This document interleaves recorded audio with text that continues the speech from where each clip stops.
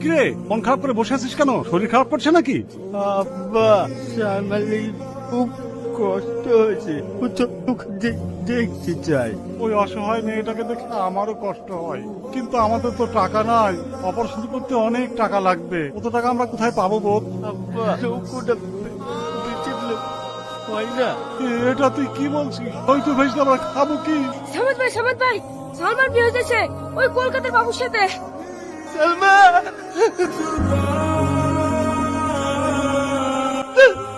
সালমা,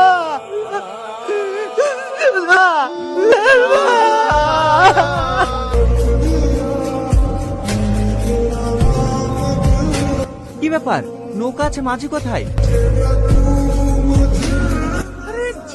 এই কি অসভ্যতা! তুমি দিদিতে পশু নষ্ট করে আজকাল কোথাকার?